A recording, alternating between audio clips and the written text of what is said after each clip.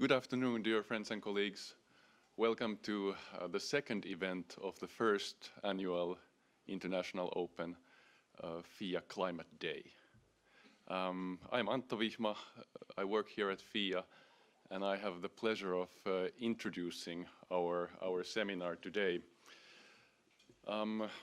Great powers and climate change is the very important topical issue that we're going to discuss, focusing on the role of the US and China. But I'm going to take a little detour via my discipline, or one of my disciplines, international relations. So bear with me on that one. I guess the starting point is this. There's been, during the past 20 years, probably past 30 years, there's been an enormous amount of talk, academic papers, books, discussions on the multipolar world, the emerging multipolar order, or the de facto multipolarity that is taking place in the world today. And while this is definitely one way to frame discussions, it has started, in my opinion, to live its own life. It's something that we put on headlines and titles of seminars without really thinking, out of a reaction. And I'm not being critical towards everybody else, but myself as well. It's only 3 years since I published a paper called UNFCCC in the era of multipolar competition. So, you know, it happens to everyone. And it certainly has happened many times in this institute. Sometimes you see around the IR Twitter or other social media, you see an accusation that multipolar order is a concept that was invented by Russia and kind of as a policy program in the 90s or so forth, introduced as something, an ideal state that they would like to see in world affairs. That's definitely not correct. In the academic circles, multipolarity has been discussed in these terms definitely since the 60s, and it's been mentioned since the 40s, right after the war. We had first appearances of the concept. Very famously, Hans Morgenthau's Politics Among Nations discussed polarity and even the word multipolarity. And his focus was definitely, it was the state of play right after the war. So his focus was on countries that played a major role in international politics, and I think he named 5 or 6 of them: the European powers, and US, of course, and Soviet Union. And by these, his criteria was, of course, the ability of countries to have influence, economic military strength, population size, and the willingness of these countries to use it, to throw their weights around, or as he put it, to dramatically shape the outcomes of major international wars. So this is still very old school IR. Scholars currently, when you dig up the literature, it's beyond the titles and the popular discussion, don't agree on what is the world order, what does it look like. There are voices that claim that we still have a unipolar world. This was pronounced by scholars forcefully this year. And in this argument, I think the emphasis is on the US military capabilities and technical capabilities, which are still in many spheres well above the competitors. And then there are arguments made for a bipolar order, which points at the growing importance of US and China competition. And then there are voices that discuss different types of multipolarity, or then even non-polarity, where no power has the real system-changing effect capabilities. And beyond these, there are many, beyond these descriptions, analytical descriptions of reality as we see it, there are at least 3 different ways to use the term. And as I mentioned, one is this scholarly idea to look at, analyze the world international power structure. And I also mentioned that the other way of seeing is to see it as something that you wish to see in the world, an objective of some sort, or a world as it should be. And there's typically a political resentment against the US power or the West as a collective. And the third one, related to the second one, is of course a foreign policy strategy by countries such as India to balance the dominant power. For India, for example, it used to be, of course, the US, and currently the balancing is also done towards China in the neighborhood, and explicitly so.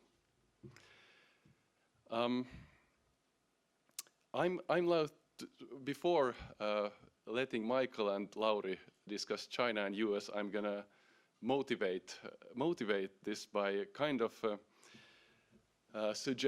proposing. I don't have a closing argument that actually bipolar order is not an idea that's far-fetched, because world affairs are in many ways dominated by US-China relations in many fields.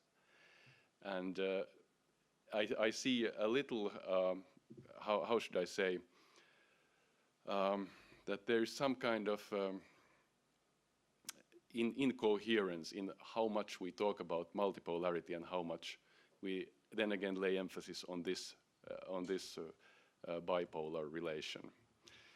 And currently, elites in both capitals are more and more seeing the world through this great power competition. That's a growing trend among the policymakers and policy discussant elites themselves.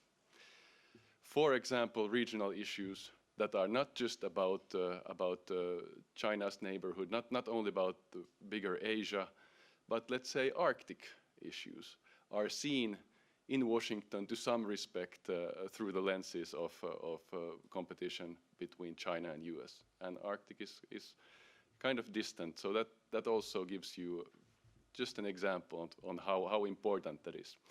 And of course, as always, structure and beliefs of the actors, they reinforce one another. So if we see the world as a great power competition, it certainly will be that.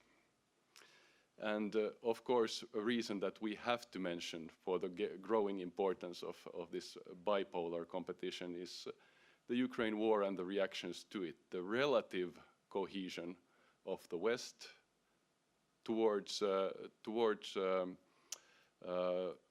the Russian war of aggression and also China, and then the alignment, the growing cooperation, and perhaps a surprisingly strong cooperation between China and Russia.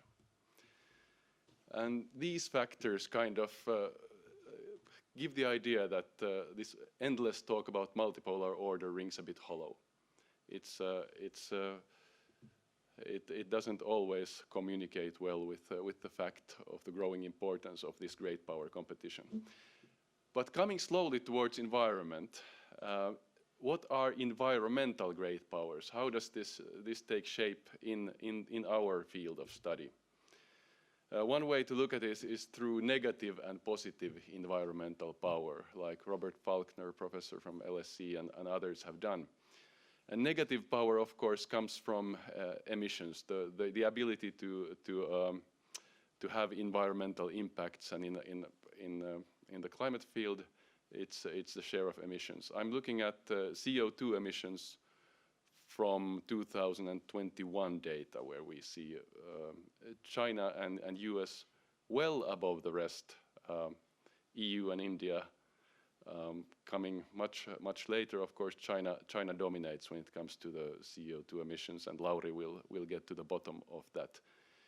But let's say the other regional powers who have been gaining in importance, Brazil, Turkey, Indonesia, they rank like far beyond these great powers and the ones that come right behind them. So I think it's okay to acknowledge that these regional powers are rising in significance in world affairs, but that doesn't necessarily make the world multipolar. There's a difference. And positive power naturally comes from the ability to lead and to achieve some kind of international outcomes. And here the prominent example would be the UN climate negotiations, which Paris Agreement agreed in 2015, which many of you know pretty well, was definitely a result of US-China cooperation. Cooperation on the highest possible level and the lowest possible bureaucratic level, and years of that cooperation leading up to the Paris Agreement. And there were dramatic moments in the end of the Paris negotiations. And it became very clear that both the US and China were committed to achieving the Paris Agreement. And China definitely raised its voice and calmed down the developing country group at the final stages of the negotiations, as recalled by the French presidency, Laurence Tubiana, for example. So definitely, together, these great powers have a possibility to lead. And I would like to argue that without one, it would not be possible. For example, a result such as Paris Agreement would not be possible without one or the other. And I think I've exhausted my time. It would be very interesting to hear your views on these IR topics, but I'm also very happy to give the floor to Lauri Myllyvirta, who will take us to a much more detailed look on China and current emissions. Lauri, you have the floor.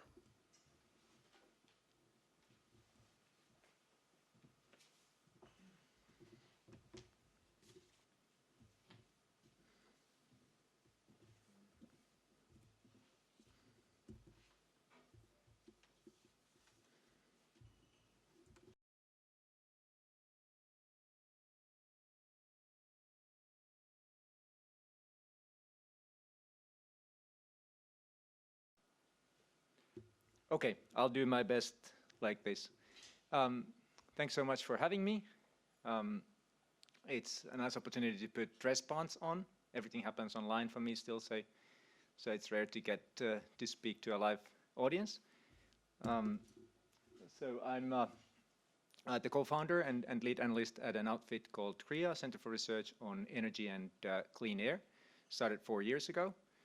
We cover China, India, South Asia, Southeast Asia, and Europe, looking at emissions trends, sources, solutions, both related to climate change and air pollution. We're now 25 people in 8 countries, covering all of those regions. Personally, I've been tracking China's development in the energy sector for the past 10 years. My focus is not international relations per se, but I hope that I can give some insight, of course, into what's happening in China, what might be motivating that, and how that influences the international dynamics. My key messages from this presentation are, first of all, that China's announcement of the carbon neutrality announcement started an absolutely unprecedented wave of investment in clean energy. In spite of that, China's own emissions trajectory is still an enormous open question. The main motivation is for China to do this is competition, not collaboration. And clean energy is also an increasing part of China's international diplomacy, trade, and development cooperation. So on the first point, just to drive home the fact that China's volume in clean energy is absolutely peerless. China's provinces and state-owned enterprises are targeting far more wind and solar capacity installed over this 5-year period than any other country, including the US, has in place. In fact, China installed more solar capacity in the past 7 months than Germany has in place and more than the US installed in the past 6 years. So the volumes have gotten very significant. Most importantly, they've started to reach the scale where China can get most of its own electricity demand growth from clean energy. It's not just investments in generating capacity. China has scaled the production, the manufacturing of all types of clean energy technology incredibly rapidly after the carbon neutrality announcement. This one is showing solar panels. So Chinese manufacturers are putting in place enough manufacturing capacity to provide all of the global supply of solar power equipment needed to meet Paris Agreement goals.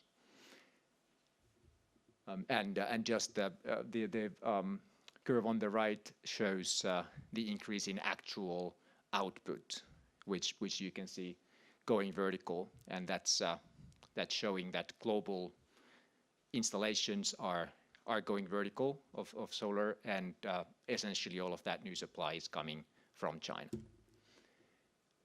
The same thing with batteries. This was just highlighted by the Financial Times earlier this week, that Chinese manufacturers are building a battery production capacity that is far ahead of current demand forecasts. So essentially making a bet on a massive global boom, and in a way making a bet on the success of the Paris Agreement. Same thing with electric vehicles. 30% of electric vehicles produced in China over the past 12 months were electric, and that's out of all vehicles. And that also means that in terms of cumulative sales, vehicles on the road were getting to past 10%. So the increase in electric vehicles is already making a meaningful dent in gasoline demand growth, leading Sinopec to project peak gasoline demand this year. Why does China dominate clean energy manufacturing, or, well, manufacturing of just about anything? It's a combination of historic subsidies, extremely aggressive industrial policies, including, of course, controlling wages, labor costs, labor rights, providing cheap credit, providing access to land and resources at way below market prices, and so on, and the state as a very risk-tolerant and loss-tolerant equity and investor and financier. But creating that massive industrial policy has also created an industrial ecosystem that is for which there is no comparison anywhere. So the economies of scale, the infrastructure, the network effects, all of that mean that even without subsidies today, Chinese manufacturers would be extremely competitive in many industries. And this is something that others who want to catch the train of industrial policy much later than China did, US, Europe, must pay heed to this.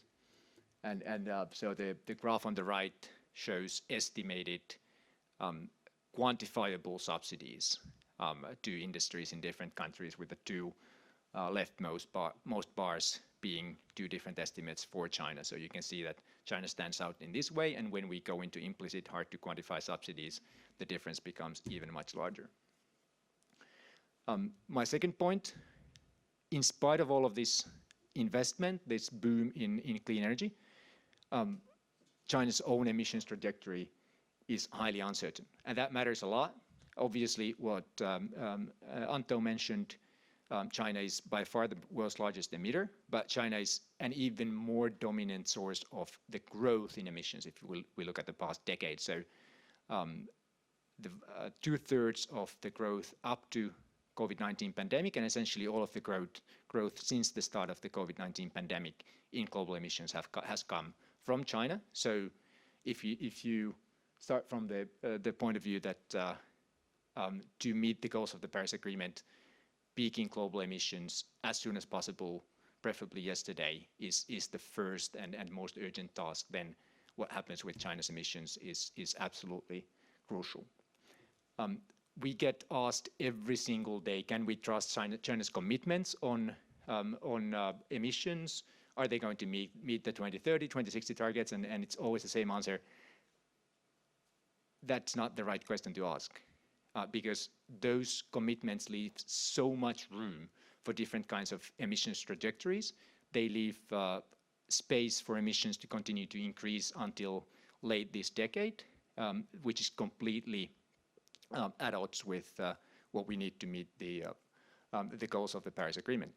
So China needs to far exceed those commitments. Emissions need to peak sooner, and they need to start falling at a substantial rate, not just stabilize for some decades before starting to fall towards the 2060 target. So this graph is an illustration of the range of pathways that could, all of which would meet China's current targets. When Xi Jinping made the commitment to carbon neutrality in 2020, there was an expectation that subsequent policies would make these emission trajectories much more specific, much more tangible. There was an expectation that different provinces, different major emitting sectors would have more specific target years for peaking, would have more specific emission pathways, but none of that happened.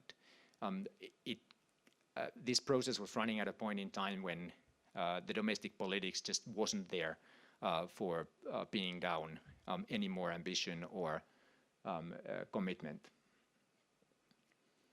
And so what's happening currently is that the clean energy investment that I was showing is running far ahead of central government targets. It's driven by the economic strength, the economic competitiveness of clean energy against coal. It's driven by the ambition of provincial governments and state-owned enterprises.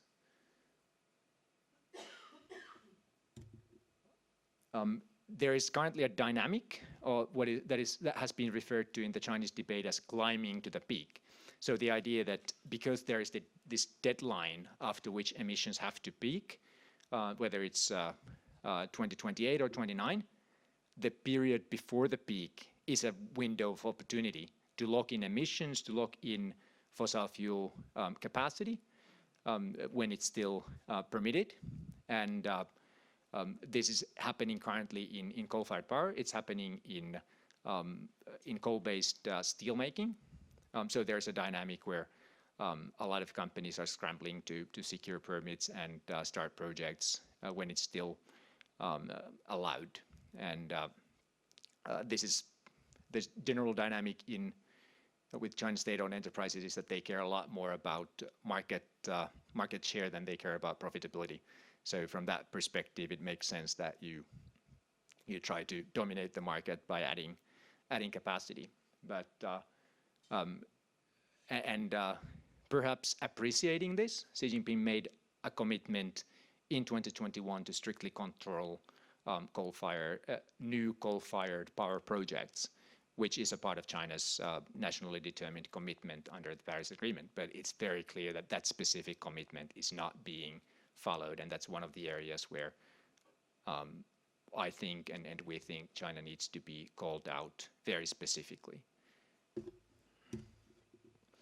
I'll just do a plug and say that we've recently produced detailed reports on both coal power and steel capacity investment in China.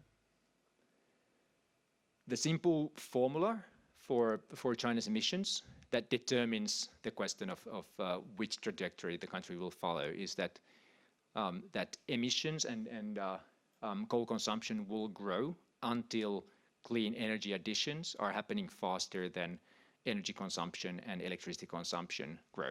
And the good news is that in the power sector, which is by far the main source of emissions growth, that the point is being reached where new investments in clean power generation exceed the rate of growth in power demand. So you can see that this year we're going to be close. And if the growth continues for a couple of more years, then the structural peak in power sector emissions will be there. However, the question is, what will the coal industry do when that happens? When their not just their market share, but the demand that they see will start going down in absolute terms. The risk is that there will be pushback against this rapid scale up of clean energy, or there will be policies that stimulate energy intensive industries that then accelerate energy demand, electricity demand growth, and mean that emissions continue to grow in spite of this clean energy growth. So these kinds of political dynamics in China are what determines the emission trajectory. So the next point, why is China doing this? Why has China made such a massive bet on clean energy? And this goes a bit back to what Antto was describing in terms of the dynamics that led to the Paris Agreement as well. So if we look at Xi Jinping's announcement in the UNGA in 2020, what's notable is that very few people knew that it was coming. No one outside of China, far as I can tell, knew that it was coming. The vast majority in China did not know, obviously, that it's coming. It was unilateral. It was proactive. So there was no dynamic of trying to secure commitments from someone else, negotiating with someone else. So a very different dynamic to the 2014 deal between Obama and Xi Jinping. And the reason for that, far as I can tell, is that the politics in both countries has changed. In 2014, there was a benefit both for Xi and for Obama in doing this together to provide political cover for each other. And now, just think about Biden coming back from a trip to China saying that we've struck this deal. Everyone would just assume that he sold out, he gave in, we can't trust what China's saying. And the same certainly holds true for Xi Jinping. He would be seen as having caved in. So there is just the dynamic for that kind of providing that kind of political cover isn't there. Also, I don't think that cooperation or collaboration is the right term to use for the dynamic that played out in the lead up to the Paris Agreement. It was much more providing that political cover for those two leaders for policies that they wanted to pursue domestically in any case. And so, well, I'll speak to the last point. So then what are the reasons for China to act on climate? I would point out as the number one thing, economic and industrial policy to secure market leadership, technology leadership in those technologies that are seen as key to the energy future of or the energy system of this century. If you read Xi Jinping's writings, speeches, he tends to think in these fairly Marxist terms of long materialistic trends. And if he identifies the energy transition as one such trend or ecological civilization, then it makes sense to make a big bet and make sure that you're riding that wave, that you're dominating that market, that you have control of the key technologies that future will depend on. Obviously, climate change per se has massive impacts for China's national security, food security, which is a major concern for the Communist Party, and water security, another massive factor in all of China's history. Air pollution from fossil fuels has been a major driver of clean energy policies in the past and continues to be.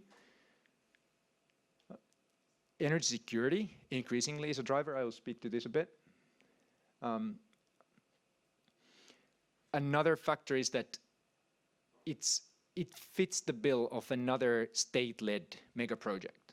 Xi Jinping doesn't want China to move away from state control and state planning. So introducing this kind of a mega project of clean energy transition, ecological civilization makes sense in that sense, and it's very suited as a project to that because it requires massive investment, massive construction, massive retooling of the economy. And also, obviously, it is an opportunity to promote China's foreign policy goals. It's an opportunity for China to be seen as a contributor to solving global problems. China had a big debate, or the Chinese leadership had a big debate about this, whether China can bill itself as a leader, and they said no. We're going to be a contributor. We're going to be a major contributor to solving this problem, and that's the thinking that they're pursuing. They're not pushing others to do more, they're enabling others to do more, and they're contributing by acting themselves. The energy security bit, since 2019 or so, when the geopolitical tensions flared up between China and the US, and then especially after Russia's invasion of Ukraine, energy security has become a huge concern. And initially, it was thought that this would just mean coal. But increasingly, so the important thing is that China has fully domestic supply chains for all of the key clean energy technologies. Wind, solar, batteries, EVs, and so on, nuclear power. And so for all of those technologies, they represent energy security in the sense that the more you rely on them, then the less you have to rely on imported energy. The very important development that has happened in the past year is that China had a massive program as a part of this energy security drive to try and boost domestic coal production to combat the increasing global prices, reduce reliance, especially in Australia and so on. And that drive felt completely flat. In the past 6 months, China's coal imports have shot up, as you can see here, like crazy, to a new record. That's because the domestic mining industry has run into limits. And so right now, increasing reliance on coal does not equal energy security. It equals increasing reliance on imports. The policymakers have slowly realized this. They've introduced policies to reduce or control coal consumption in sectors that are deemed less essential to get more coal into the power sector.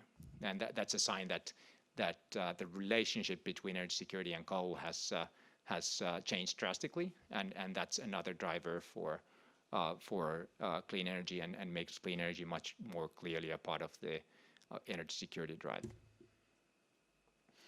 And then the last point that I had, if we look at China's foreign policy, the Belt and Road Initiative, which is now turning 6 years, foreign financing and trade, clean energy is starting to play an increasing role. There was, for example, as a part of at the BRICS meetings, there was a visit by Xi Jinping to South Africa that saw new collaborations on wind and solar announced and so on. And this represents a larger shift. So in 2021, Xi Jinping announced that China will not build new coal-fired power plants overseas anymore, and will increase support for the development of clean energy in developing countries. China has been pursuing that by setting up centers with the ASEAN and with the African Union to promote clean energy, is increasingly introducing clean energy projects overseas and increasing the state backing for them, and so on. And obviously, clean energy is an increasing part of China's exports and exports machine. I think the latest development is the breakthrough that Chinese EV manufacturers have made overseas. But this one is showing wind and solar and the reliance that most markets in the world have for wind and solar components on China. So all in all, the clean energy drive is being integrated into China's external relations in a lot of different ways. just to make sure that you've paid attention, which I think you have, though, I'll just recap the key messages. So China's made a massive bet on clean energy manufacturing and investment that will drive not just China's energy transition, but the global transition. China has developed fully domestically controlled supply chains for all of the key clean energy technologies. I didn't mention high-speed rail and long-distance electricity transmission, but those are other examples. And that is a major challenge for those countries that don't want to be fully dependent on China. I think you'll speak about that quite a bit more. China's own emissions trajectory is still very much an open question. There is a very good chance that emissions peak in a structural sense within the next couple of years if the current trends in clean energy investment continue and there isn't a massive acceleration in heavy industry. But there is a risk that the current trends get upended because of political dynamics. The main driver of China's transition is competition, and that for other powers that means that if Chinese leaders see the US, Europe doing more, making more progress, that means that they will want to speed up. If they see the transition in the EU or the US slowing down and struggling, they will feel secure that they have the leadership position and they don't have to do that much. They can focus on other priorities. Thank you.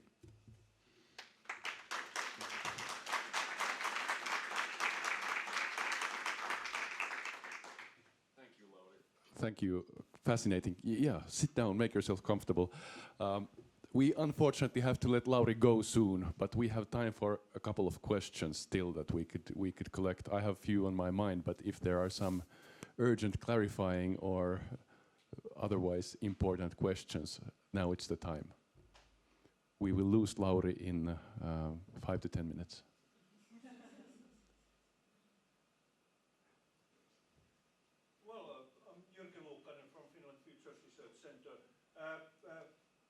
Thinking of the industrial structure in China and for instance, the large role in the steel industry, are there plans in China for hydrogen-based steel production, or is it still in the future relying on coal? Thank you, Jyrki. Very good concrete question. And there's another one.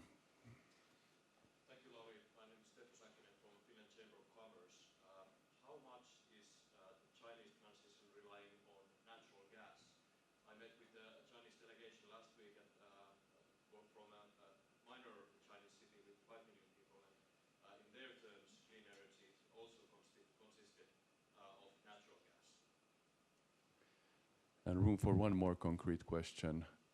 Going once, going twice. Lauri, you have two. Oh, sorry, there's one, yeah. Julia, please. Just a quick question, Julia Jämineva, Center for Climate, Energy and Environmental Law, University of Eastern Finland. You have mentioned the CO2 emissions. Maybe you can comment also on non-CO2 emissions of China and their significance. Excellent, thank you. Thank you so much. Very well-informed questions, of course. On steel, so yes, steel is the largest emitting sector in China if you include its power consumption. Incredibly important. In the short term, the opportunity with steel is that China's domestic steel demand is peaking because the construction-driven growth phase is coming to an end. And at the same time, the supply of scrap is increasing rapidly. So when China's steel demand was growing at 10% per year, then things that were coming to the end of their life, whether it's cars or buildings, made up a tiny, tiny fraction of total demand. But now that demand is plateauing, the supply of scrap is catching up to the demand for steel. And that means that over this decade, the shift from primary steel making to scrap can reduce China's CO2 emissions from steel by up to 20%, which is a major short-term opportunity. So in the short term, you don't really need hydrogen-based steel making in order for the steel sector's emissions to peak and decline. As a part of the preparation of the CO2 peaking action plans, which followed the carbon neutrality announcement, there was a proposal that the steel sector's emissions should peak by 2025 and fall by 30% from the peak to 2030. But unfortunately, that proposal was scrapped as a part of the shifting political wind that I was mentioning. That still remains a possibility.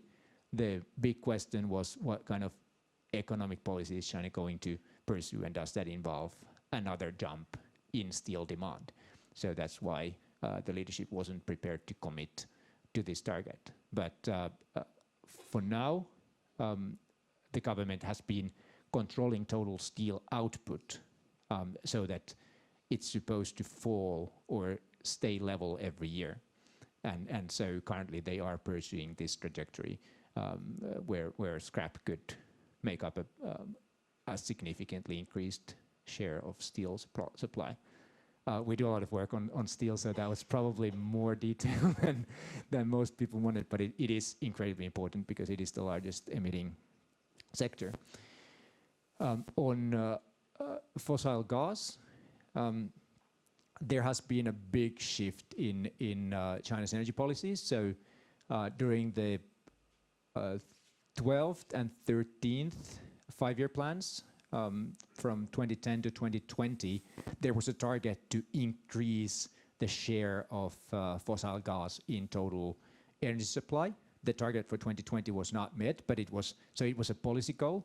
And shifting from coal to gas in industrial boilers and households was a major part of the clean air drives, so the air pollution action plans. But so after so when Li Keqiang made his 2019 energy security speech, I said that I'm not sure what this means for coal, but this means the end of rapid growth in fossil gas in China, and that prognosis has played out so far. The policies have also changed. So in this year's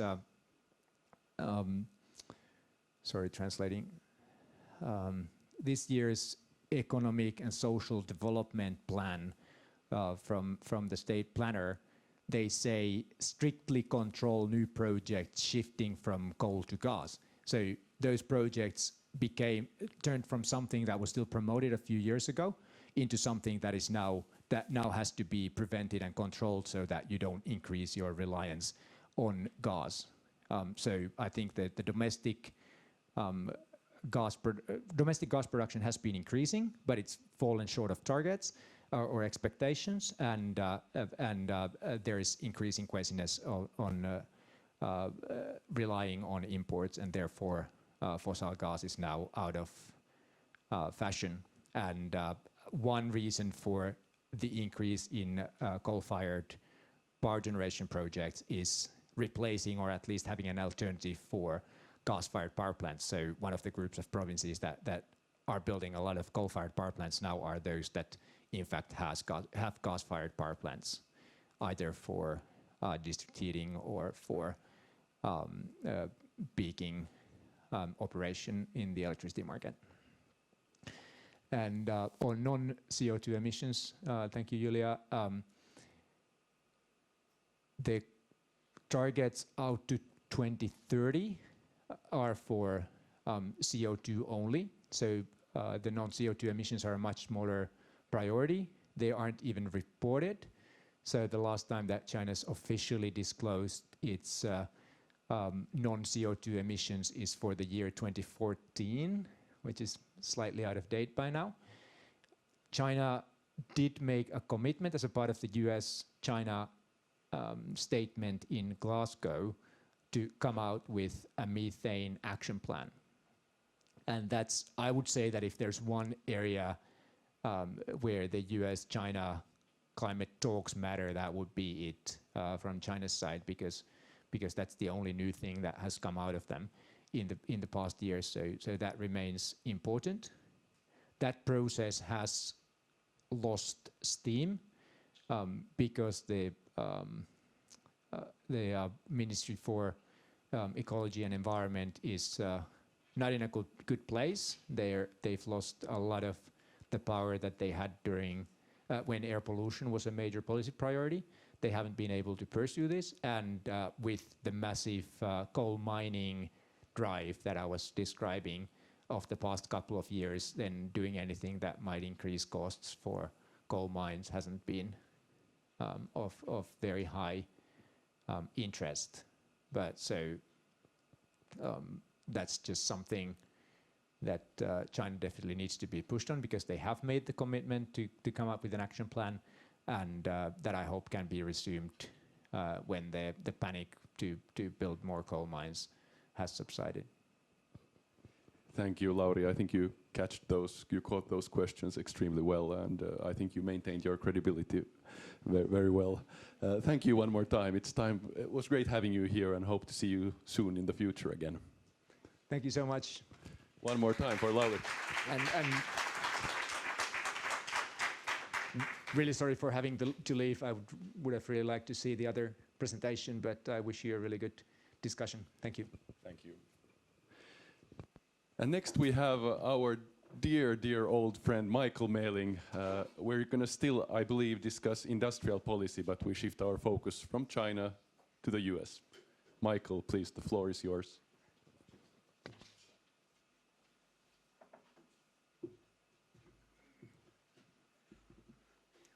Okay, let's see.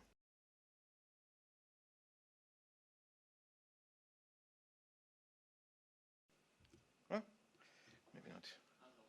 All right, thanks. Well, then I'll take the time. Kick off. Hello, everybody, and Antto, thanks for welcoming me yet again. I think it's the third time that I've been speaking here at the FIIA, but many years since the last one. This was pre-pandemic. And it was, actually it was even a few years before the pandemic began. It was right after the election of Donald Trump. And we discussed sort of a prognosis, if you like, of US climate policy following, that rather momentous political change in the US. And so just as in China, a lot is happening, there's also been quite a bit happening in the US. I don't know if the impact is nearly as big, broadly speaking, around the world. What China is doing is at a scale that is really, let's say, as Lauri said, unrivaled. It has no peers.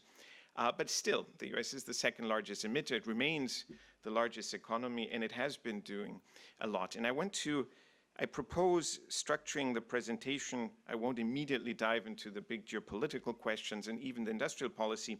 I want to start out by devoting about a third of my 25 minutes to give you an update on what's happened in the last 2.5 years since Joe Biden took office, then shift over to focus on one specific development, which is not something the administration on its own did, but it's a legislative measure, the Inflation Reduction Act, and that's where we kind of get into industrial policy, and then conclude with a few thoughts on what the implications are going forward, what we can look to in the next year and a half, and what sort of the broad range of possible future scenarios might be. So let's see. So when I spoke here last, we were just sort of looking at the huge watershed of having the surprising electoral win of Donald Trump change all our views and expectations. And it was some 100 days into the administration, and one knew who's going to head which agencies, and the first announcements of using the Congressional Review Act to revoke and roll back a whole bunch of Obama-era executive rulemakings, and also legislative initiatives. It looked very bleak. And already 2019, as the next election season was coming up, we watched, of course, with a lot of interest what the candidates on the Democratic side were sort of proposing.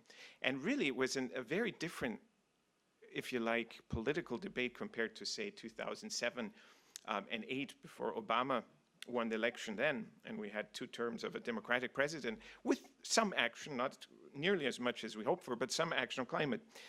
It was driven very much by different flanks of the Democratic Party, and the outliers being Bernie Sanders, Elizabeth Warren, and other very progressive actors, some civil society organizations that were pushing hard to have a new Green Deal. And this is something, by the way, that Europe, of course, announced it when Ursula von der Leyen was vying for the candidacy and then for the confirmation as president of the European Commission in 2019. Again, sort of surprising use of this term, but it was already earlier that year in 2019 that Alexandria Ocasio-Cortez and Edward Markey had introduced resolutions in the House and the Senate called a Green New Deal. So this term, which started coming up back in 2008 and 2009 as a way of recovering from the economic and financial crisis, really sort of surfaced again as a counterpoint, you could say, to 3 years of anguish and rollback and sort of really the opposite of progress during the Trump administration. And Joe Biden, who traditionally was known as being more of a sort of centrist bridge builder between right and left, was pulled towards the left here.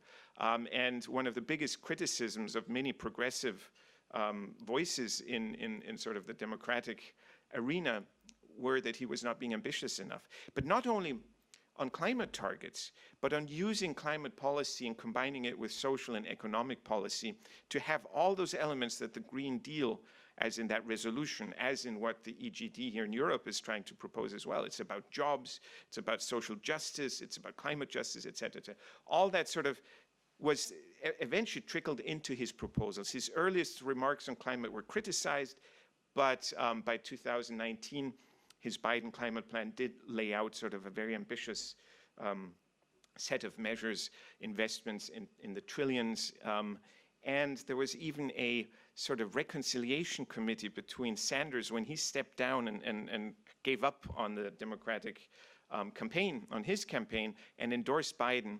He and some others like Ocasio-Cortez sat down with Biden and said, here's what we expect for you to do in order to get the left, the more progressive flank of the Democratic Party's support. And that sort of underlies these plans. So there was a lot of discussion of a totally different quantity and quality than we had seen previously in US climate politics. And lo and behold, narrowly and initially, not entirely clearly, if you remember sort of November 2nd at night, you probably would have gone to bed already. I remember waking up at 2 a.m., 3 a.m., 4 a.m. and looking, and it always still looked, Trump was leading, but finally sort of Biden started growing in the numbers, and then clearly he had won. Great sigh of relief, especially on the climate front. And so day one of taking office in January 2021, he signed executive acts already, announcing a whole bunch of things, organizational charges, reinstating, for instance, the special envoy for climate, in this case, John Kerry, an office that had previously been held by Todd Stern and Jonathan Sharp and others. So in this case, John Kerry, very senior politician, presidential candidate, secretary of State, etc., to advance the international efforts. At the domestic side, an Office of Domestic Climate Policy, which Gina McCarthy, the previous EPA administrator under Obama, was to head, revoking a lot of last minute and decisions during sort of the last 2 years of the Trump administration on approving things like Keystone and other fossil fuel projects, and also reorienting the federal government more broadly. And this is something that later in 2021, in December, in another executive order was then really kind of fleshed out. And that's essentially using the fact that the federal government is the largest single money spender in terms of purchases, 650 billion per year, roughly, just in equipment, supplies, all those things that the federal government needs every year to function, and reorienting that towards sustainability with strict criteria, so public procurement. How it administers the federal buildings, it's the largest building owner in the world, maybe China, I don't know. So let's say the Western Hemisphere at least, and making sure that there's targets for net zero emissions of all federal buildings by mid-century with interim targets, and so on and so forth. So a lot of action purely within the administration. Of course, all of this can be revoked and changed by any future administration that disagrees with these things. That's sort of the weakness. It's one of the things where he could immediately act and change a lot, but it's also something where any future president could indeed change the course, the direction.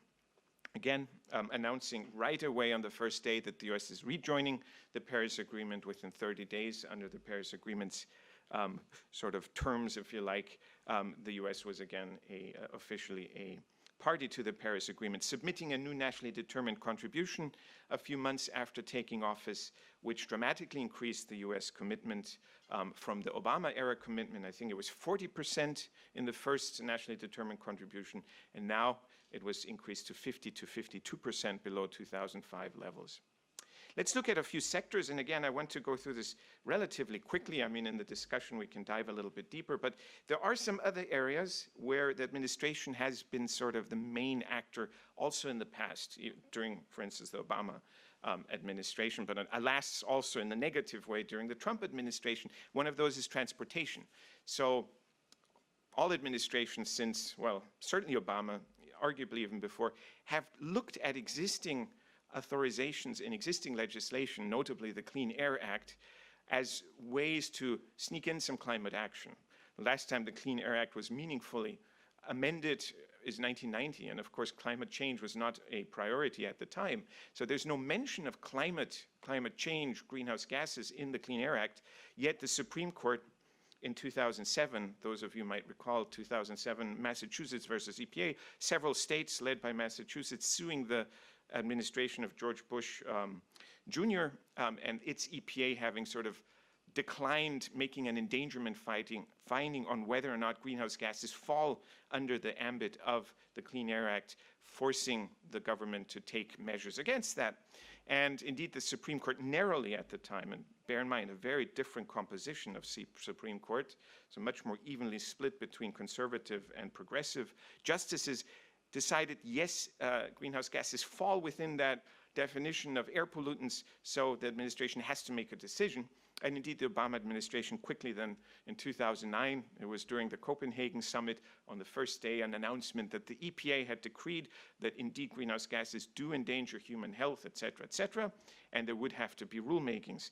And the Obama administration also already kicked in, as a first set of rules on tailpipe emissions of vehicles, light duty, medium duty, and heavy duty, and corporate average fuel economy standards, and progressively tightened those. The Trump administration paused those and rolled them back in parts, and the Biden administration now adopted first an executive order saying that, you know, they had targets, they wanted 50% of all vehicles, so they wanted their standards to be such that 50% of all new vehicles sold in 2030 and beyond would be zero emissions vehicles, something that a few states like California, Massachusetts have already also implemented at the state level.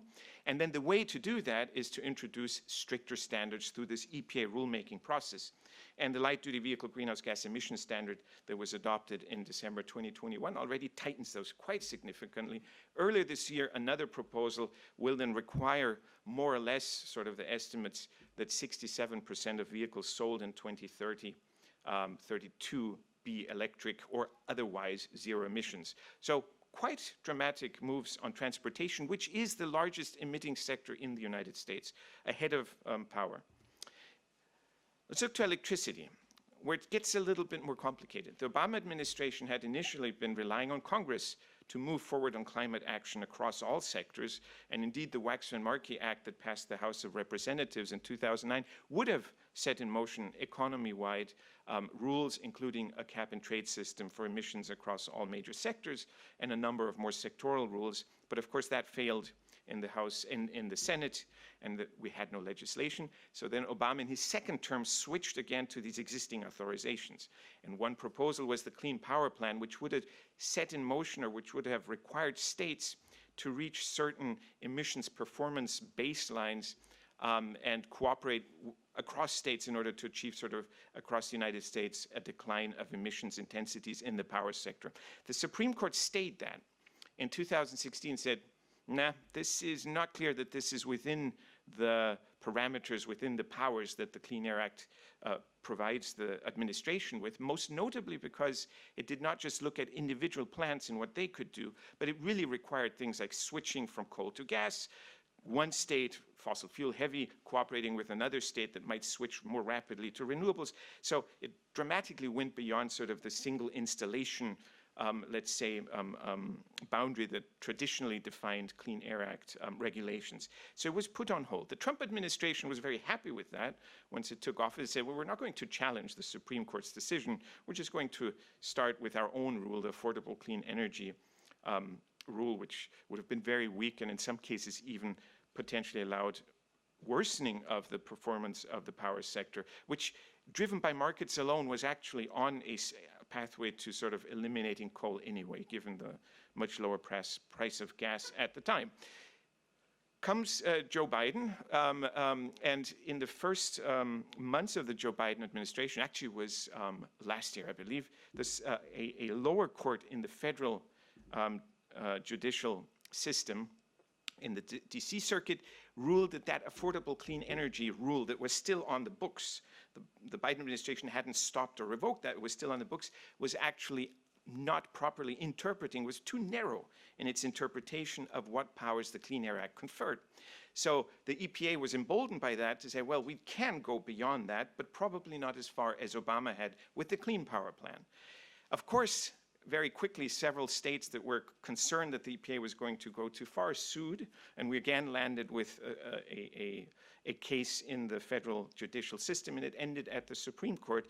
And in June 2022, I think it was, the Supreme Court in West Virginia versus EPA did sort of narrow the discretion and the capabilities of the EPA to only regulating things that are within the fence line of a power plant, not regulating anything that would require, say, a coal-fired power plant to lower dispatch and then a gas one to go up, for instance. It can only be within the fence line. But nonetheless, what the administration has proposed this year does, if you think sort of forward and think it through, require a number of things. For instance, coal, starting in the 2030s, will either have to go with CCS or heavy natural gas co-firing until, if they plan to decommission by the end of the 40s. Natural gas combined cycle, there too there will be requirements that eventually mean either full hydrogen use or 90% hydrogen use or CCS. So while these standards are limited to the individual plant, they nonetheless would require quite dramatic decarbonization. And there's a chance, at least, that the Supreme Court will not challenge or would not decide that that's beyond sort of the prerogatives provided by the Clean Air Act. Let's see. So it's a big question, an open question, and potentially quite decisive. There's been a lot of other stuff going on in finance, climate-related risk disclosure, for instance. SEC is working on a rule. There's been strategies and roadmaps for hydrogen, methane, carbon capture and sequestration, many other things. I won't go into all those details. I essentially already spoke about what the Supreme Court has decided. I want to now switch to legislation, because that is really where I would say, in terms of the actual implications, more has happened than at the executive level, despite the quite ambitious and rapid pace that the administration has shown in this first 2.5 years in terms of executive rulemaking. And so if we look at the legislature, back to this Biden climate plan and Build Back Better plan that he had coming in to the election and then after, he did manage to get one part of that through right away as part of the pandemic recovery. This was in keeping with what the previous administration had done. This was, I think, the third major stimulus package, $2 trillion US, almost flooding into the economy. Household rebate checks, even people who don't need it got these checks in order to spend, and of course that's one of the contributors to inflation. But anyway, so that was approved, and it did get some it did get some votes from the other side of the aisle.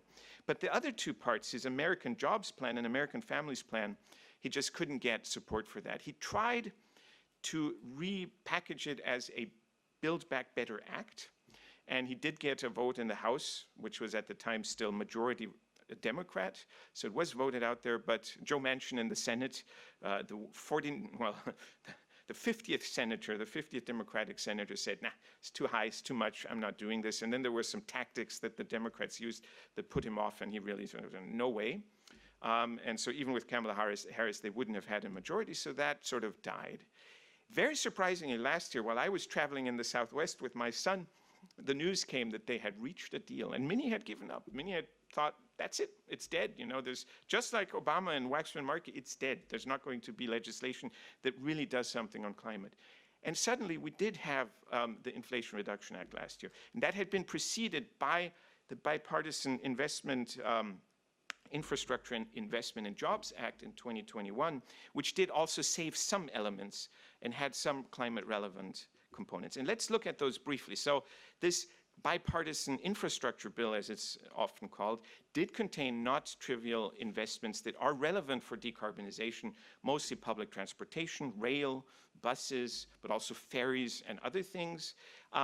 Infrastructure deployment for zero and low carbon or low emissions vehicles, mostly electric vehicle charging infrastructure, and also just transmission and distribution grids, of which there is a tremendous need to not only upgrade and modernize, but also expand grid infrastructure and connectivity in order to accelerate the deployment, the grid connection of renewables. So not insignificant at all, even though the focus was still mostly on general sort of infrastructure and creating jobs, of course, in that space. The CHIPS Act, which was adopted simultaneously with the Inflation Reduction Act, also contains funding not only for semiconductor manufacturing and scaling that up, but also for research on things like nuclear fusion, fission, and other sort of low or zero carbon energy technologies, and also climate research more generally. So there are climate components that are kind of hidden under what looks like a pure industrial policy act for the semiconductor industry. But most importantly, this Inflation Reduction Act. And this is one where one really sort of struggles to understand exactly what the impact is, because even the government itself is not entirely clear what overall expenditures, how much will be appropriated and expended over the next 10 years from 2022 to 2032 under this act. The Congressional Budget Office, which together with the Joint Committee on Taxation has sort of the official price tag, concluded there was deflationary, would actually help pay back debt, so positive, not a burden on the budget, because it does increase taxes on in certain areas, and it saves, of course, expenditures in other areas. So they came up with a price tag of somewhere in 800 to 900 billion, of which about half was for climate and clean energy. Now, the fact that the Joint Committee on Taxation earlier this year had to correct its own assumptions on how much uptake there would be for the tax credits for clean energy in particular, zero-emission vehicles, we as consumers can get quite a nice support if we buy electric vehicles, but especially also in areas like hydrogen, carbon capture and sequestration, and of course renewable energy production. Their estimates they've had to revise upwards. They're now assuming that quite a lot more uptake will happen in these 10 years, and so with that also the public expenditure in the form of tax credits, foregone revenue, if you like. And then there's a number of other estimates. Brookings, some economists at Brookings, a colleague of mine included, think it's quite a bit higher on the climate side. Goldman Sachs, unclear what exactly, and wasn't able to actually access that. It's subscribers only, but the number they keep saying is 1.2 trillion. But Credit Suisse already in 2022 said vastly underestimated in the official numbers. It'll probably end up being more like 800 billion in terms of tax credits, loans, grants, etc., and then another 900 billion in terms of mobilized private capital, which of course the other estimates didn't consider, but sort of that leverage effect to add up to 1.7 trillion in the space of 10 years, which is not small change, as you can imagine. So compared historically to how much the US has spent, especially in terms of public funding, this is a dramatic increase. It's impossible to go into the details what is being spent where, but you can see at least on the right what it's composed of. It's mostly tax credits. There are some grants, there's some concessional loans, but it's mostly tax credits, which makes it so hard to then anticipate exactly how much those will be used for. And here a list, again, I don't want to go into too much detail, but just give you a quick sense of some important ones. For instance, it does extend, and I'll have a slide in a second on that. Let's save it for that. But what's important is you can see sort of the base credit, tax credit amount, and then all these social, economic, and to some extent geopolitical considerations come in on the boni. And that's where the big sort of money is, where you can quintuple the amount that you will get in terms of tax credit if you, for instance, pay the prevailing wage or minimum wage in the area, and also have apprenticeship programs and other things. So there's jobs and just transition impact, for instance, that's factored in. But let's look at a few other ones. For instance, CO2 sequestration, $17 per ton sequestered if it's normal carbon capture and sequestration, 12 if it's utilization. multiplied by 5 if you have these wage apprenticeship, if you meet those requirements, those thresholds. If you take that for direct air capture, which is the higher one, you get to $180 per ton sequestered. That's, I mean, that has made it financially attractive from the outset to deploy an early stage technology that a few years ago we all thought, well, is not going to be economically viable, and a huge surge in projects in the United States, including on direct air capture, for instance. Similarly with hydrogen, European producers that were sort of planning to scale up their hydrogen production look to the US, where you can get up to $3 per kilogram of hydrogen produced from clean sources, and it's rather flexible. That would include, for instance, blue hydrogen made with nuclear, made with carbon capture and sequestration, pink with nuclear, of course, and so on. So very, very generous credits. A quick look. Here you see sort of historically what the production tax credit and the investment tax credit have been for renewables like solar and wind.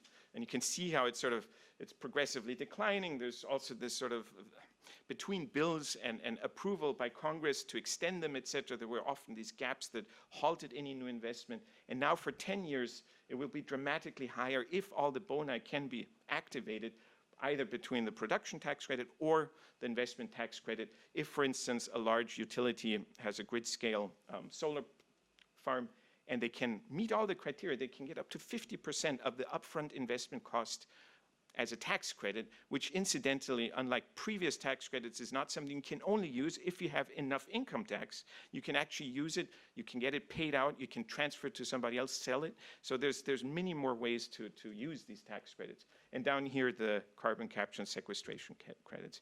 To have a quick look at the estimates and what this can do, or what this may do for greenhouse gas emissions in the United States. So the historical trajectory, as I've mentioned earlier, has already been declining, mostly due to power sector not decarbonization, but reduction of carbon intensity of electricity generation due to the switch from coal to gas, mostly driven by, of course, shale gas.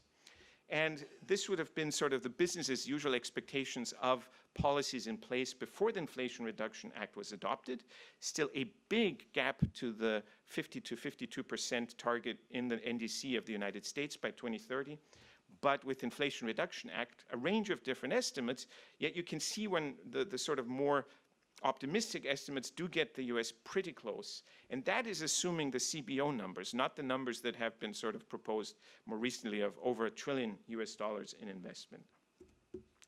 I'd like to point also to this chart, which I find particularly interesting based on the latest data from the Census Bureau and the Bureau of Labor Statistics on what is perhaps the earliest sign of whether or not this is kicking in terms of driving or ramping up industrial output on clean technology. And if you just look, I mean, there's not yet, of course, we don't yet have the factories that would be pumping out hydrogen or really scaling up CCS activities but the investment tax credits are apparently driving a pretty significant ramping up in construction, industrial construction, more than double the sort of historical baseline of the last several years within the space of a year. And you can very clearly see that it started with first this infrastructure bill and then the Inflation Reduction Act and the CHIPS Act. Much of that is semiconductors so far, but there's definitely also electric vehicle manufacturing, battery manufacturing, hydrogen, and CCS. So all of this is suggesting that the investments that the US is putting out there with the Inflation Reduction Act are attracting and driving investment in manufacturing capacities. And if you speak with European companies that were looking to sort of become major players under the European Green Deal, they look to what the Inflation Reduction Act offers in terms of both capital expense support, capital expenditures, and operating expense or expenditure support with the Inflation Reduction Act, and say it's a very different qualitatively, not just quantitatively, a very different type of support. If you produce hydrogen, you will get the tax credit, no matter what. It is guaranteed for those 10 years. You don't have to apply to, say, the Innovation Fund in the EU with 39 other competitors, of which one will get support for a few years with an uncertain future. For 10 years, you will be getting something that's totally guaranteed, lowers the risk dramatically, and that's where we've seen sort of a lot of talk about green leakage, green industries moving to the United States. So my last two slides, so I am wrapping up, not necessarily in terms of time, the last third, but topically, at least thematically.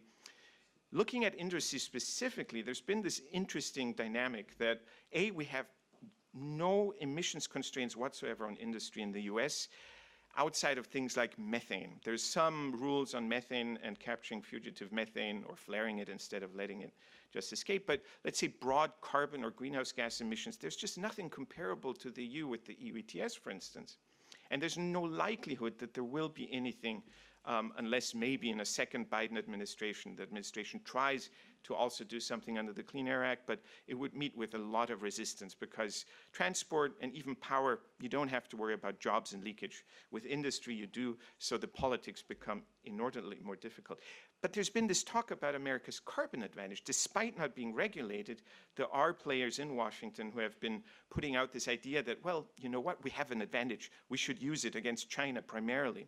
And if you think back to April this year, Janet Yellen, the Secretary of the Treasury, speaking about the reorientation of the US-China relationship, not one of decoupling, but certainly one of sort of strategic reorientation. Sullivan saying that it's a totally new international economic order, indeed one that is going to be heavily based on industrial policy, ending, if you like, several decades of the Washington consensus of how international economic relations should be. There is really a change underfoot on both sides of the political aisle. And the Inflation Reduction Act leverages these trade aspects quite heavily already with its localization requirements. Domestic jobs, there have to be jobs, of course, in the US, not abroad. Domestic jobs, domestic components. And this, of course, begat a huge spat when European car manufacturers, but also Korean and Japanese car manufacturers knew that they wouldn't benefit from the boni of the credits if they didn't manufacture a lot of that in the US. Now, there have been agreements popping up left and right on critical raw materials or minerals cooperation to provide some of those bonuses also for the foreign companies. And of course, a lot of the manufacturing is also, again, moving to the US in order to make sure that the full support can be captured.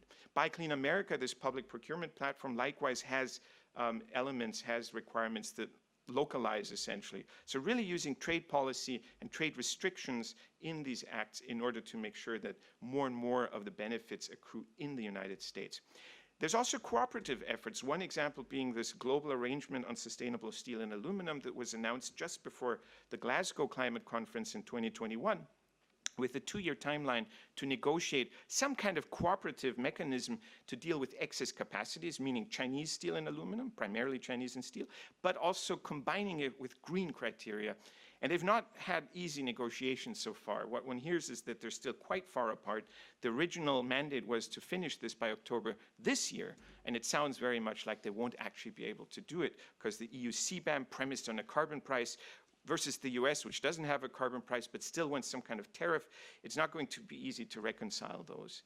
And finally, in the Congress, there are a number of proposals, and there will also be some from the Republicans, to impose some kind of border fee, not a carbon adjustment because there is no domestic carbon price, but nonetheless hitting imports. 2 proposals have already been made with very creative ways of trying to think about, well, what are US manufacturers already paying? What is their burden, climate policy burden already?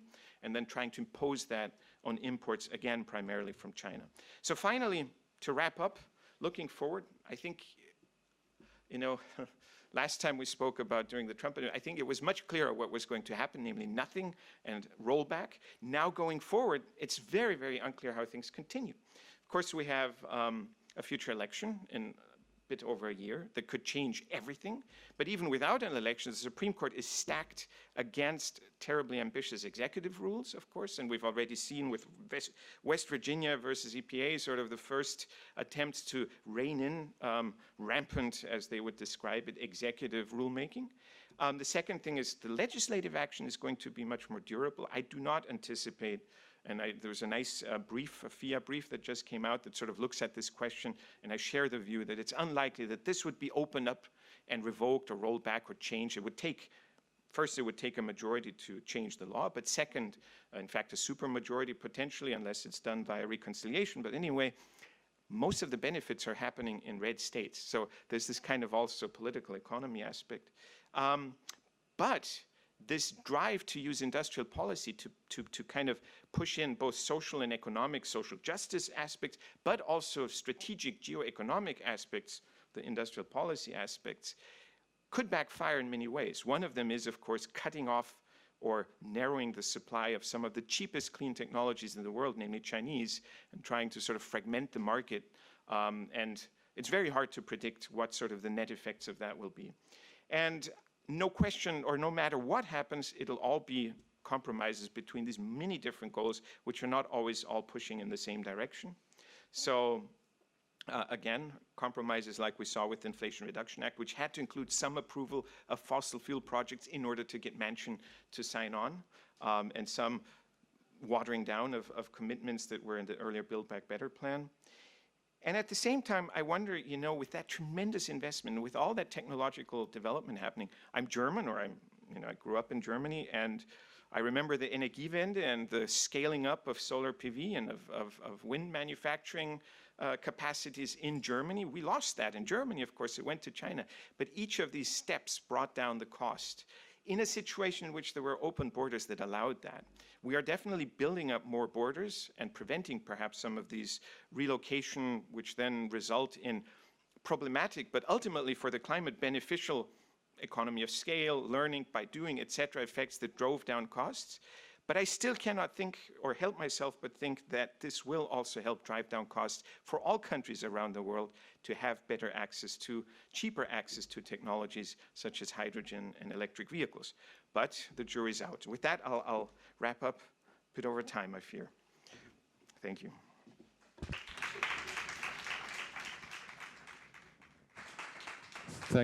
Thank you, Michael.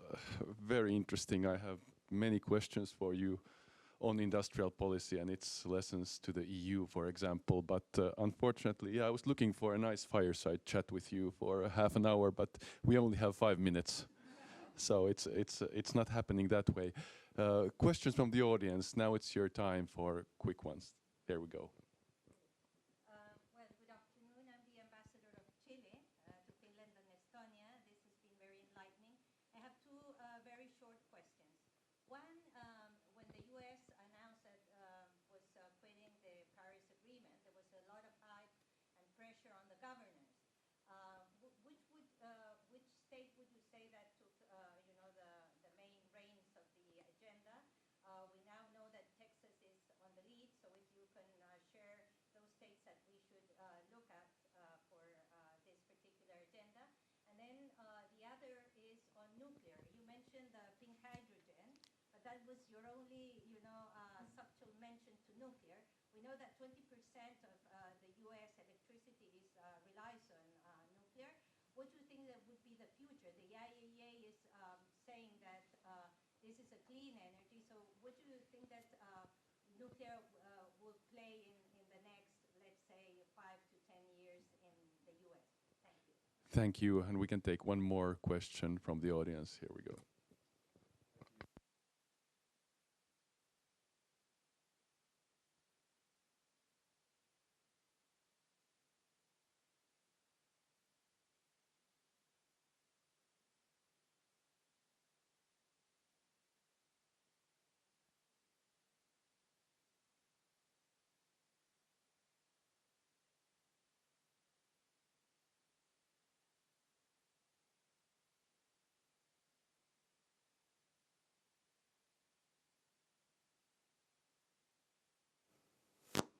There we go. Is it active? Yes.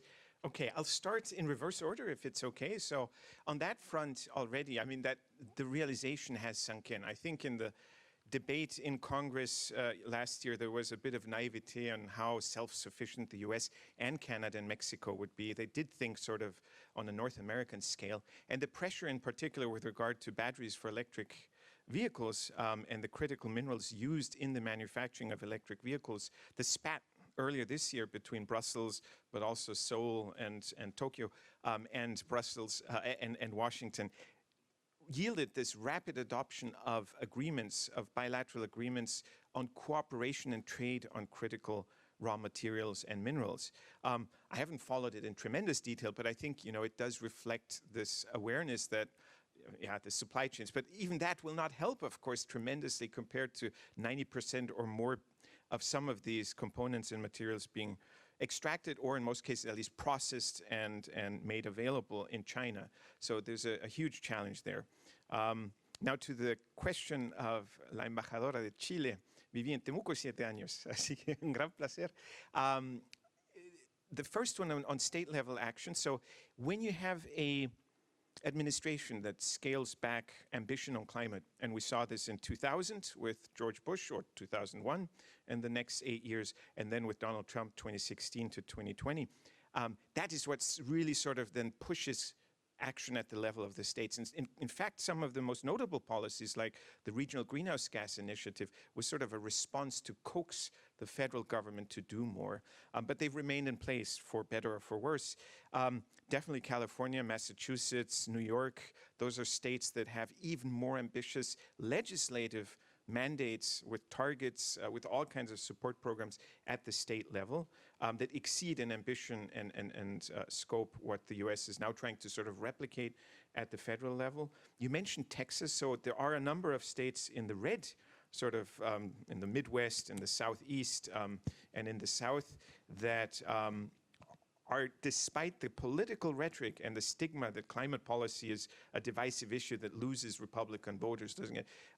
The economic benefits and also just the capacities and the resource endowments are there. Wind in West Texas, you know, of course, along the Gulf in Southeast Texas, Houston and so on, these capacities to have refineries, et cetera, to have LNG, that can also be used for hydrogen, for instance, the pipelines for carbon sequestered or captured carbon that would then be piped to underground aquifers, et cetera. So it's a bit ironic that I think, yes, you see more of the economic benefits and activity now happening in some of those heavily industrialized, heavy industry and fossil fuel, in many cases, dependent states under the climate policies of the Biden administration. The second point on nuclear, so yes, it's absolutely, there's no question that the general sentiment is very pro-nuclear in the United States, including at the policy level. And many states have also changed sort of the states or regional power markets where you have an independent system operator and a public utilities commission that set rates, and they have managed to legislate or pass rules that promote nuclear, treating it like renewable energy so that there's a guaranteed revenue in order to prevent them from being crowded out of the market by gas primarily, but increasingly renewables. So there is an interest in maintaining the existing nuclear capacities. Less clear whether conventional new nuclear build can happen. There's been attempts, Vogtle in Georgia, for instance, all over budget, all over timeline, too expensive. The security requirements, the insurance costs, all those things, the construction costs make it prohibitive. And so on market grounds only, or even the production tax credits that also apply to nuclear, not just renewables, probably not, would be my expectation. But on the other hand, small modular reactors, even nuclear batteries, there's a lot of even private sector interest in promoting that. And maybe if the sort of soft costs, the broader sort of, you know, construction cost, insurance costs, regulatory costs can be diminished or reduced with that. I mean, there is political support for sure. So the market is going to be what decides whether it's feasible or not. But research on fusion fission in the CHIPS Act, for instance, there's a lot of support at the political level. It's just that they can't, I think, cover the dramatic costs for conventional nuclear that still would have to be covered if it's actually deployed in the market. I hope I managed to answer that question. Thank you, Michael. It's unfortunately time to wrap up for today. Thank you, Michael. Thank you to the audience. See you at FIIA climate events soon again. Thanks.